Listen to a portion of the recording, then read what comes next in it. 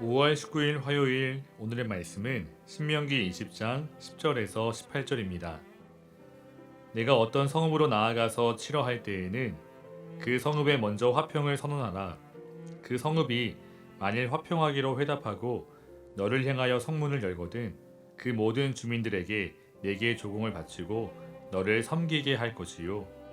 만일 너와 화평하기를 거부하고 너와 대적하여 싸우려 하거든 너는 그 성읍을 에워쌀 것이며 내 하나님 여호와께서 그 성읍을 내 손에 넘기시거든 너는 칼날로 그 안의 남자를 다 쳐 죽이고 너는 오직 여자들과 유아들과 가축들과 성읍 가운데에 있는 모든 것을 너를 위하여 탈취물로 삼을 것이며 너는 내 하나님 여호와께서 내게 주신 적군에게서 빼앗은 것을 먹을지니라.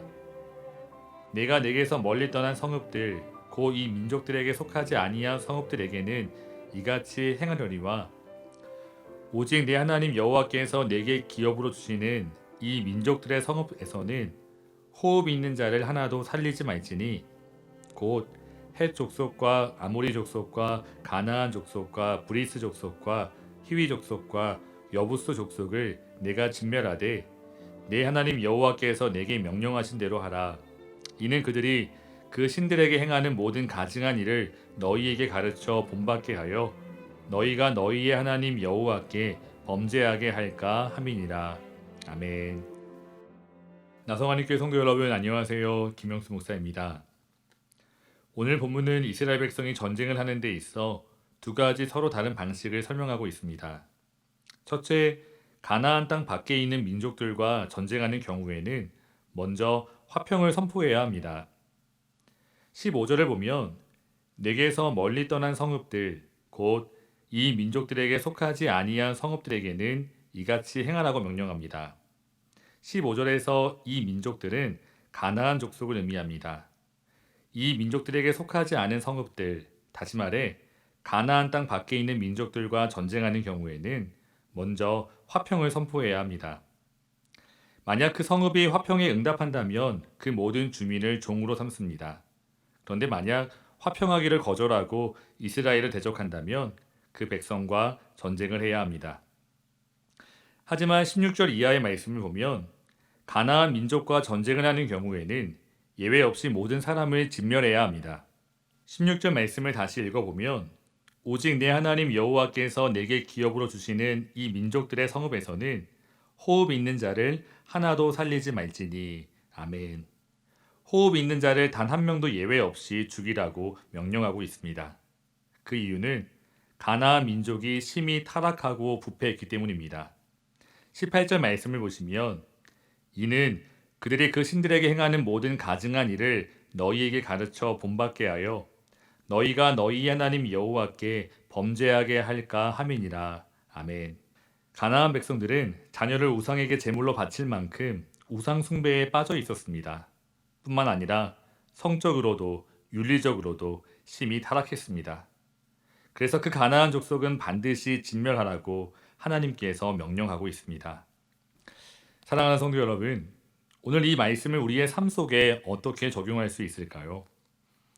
먼저 오늘 우리는 이 땅에 샬롬을 전하도록 부름받은 사람들이라는 사실을 기억해야 합니다. 10절을 보시면 전쟁을 하기 전 그 성읍에 먼저 화평을 선포해야 합니다. 평화를 전하라는 말씀입니다. 여기에서 화평, 평화로 번역된 단어가 바로 샬롬입니다. 다시 말해 전쟁을 하기 전 먼저 그 땅에 샬롬을 전하라는 말씀입니다. 성도 여러분, 우리가 살아가는 이 세상 그 어디에도 참된 샬롬, 평화가 없습니다. 사람들은 참된 평화를 누리지 못한 채 살아갑니다. 서로 갈등하고 투쟁하며 단절되어 살아가고 있습니다. 그러나 사실 우리의 삶도 그랬습니다. 하나님과 단절되었고 형제와 갈등하며 살았습니다. 그런데 깨진 우리의 삶 속에 예수님께서 오셨습니다. 예수님의 공로로 그 은혜로 다시 하나님과 연결되었습니다. 하나님 안에서 참된 평화, 샬롬을 누리게 되었습니다. 그러므로 오늘 우리는 평화가 없는 이 땅 가운데 예수님을 전해야 합니다. 그리고 예수님의 사랑을 나누어야 합니다. 오늘날 코로나 바이러스로 인해 많은 사람들이 어려움을 겪고 있습니다. 경제적으로, 정신적으로 많은 어려움에 처해 있습니다. 그 삶 속에 샬롬이 없음을 발견하게 됩니다.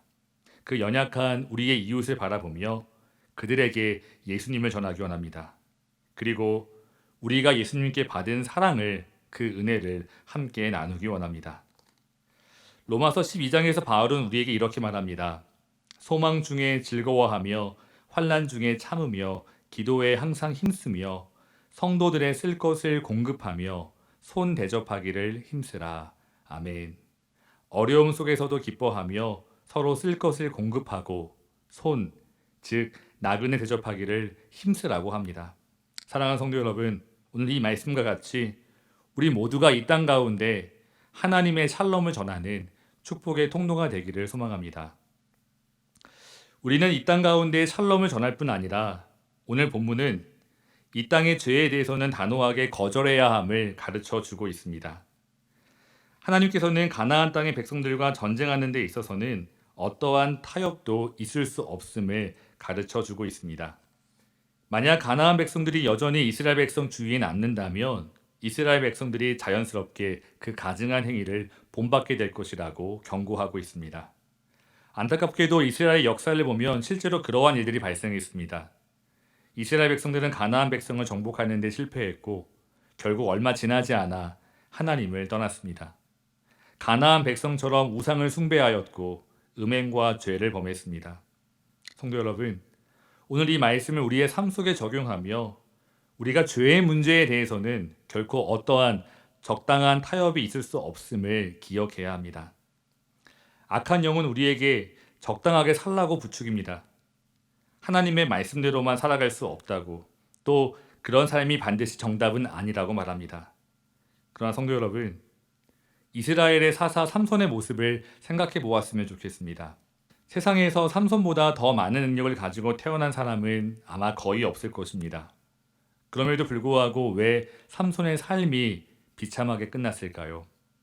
결코 능력이 부족했기 때문이 아닙니다. 쾌락을 절제하는 데 실패했고 자신의 정체성을 망각한 채 적당하게 죄와 타협했기 때문입니다. 히브리서 기자는 너희가 죄와 싸우되 피 흘리기까지는 대항하지 않았다고 성도들을 책망합니다. 죄와 맞서 싸우기는 했지만 아직 죽을 정도로 싸우지 않았다고 말합니다. 사랑하는 성도 여러분, 오늘 우리의 삶 속에서 여전히 죄된 행위를 반복하고 있고 올바르지 않은 관계를 유지하고 있고 또 그 주어진 경계를 넘어 잘못된 쾌락을 탐닉하고 있다면 그 죄로부터 과감하게 돌아설 수 있는 우리 모두가 될 수 있기를 주님의 이름으로 축복합니다.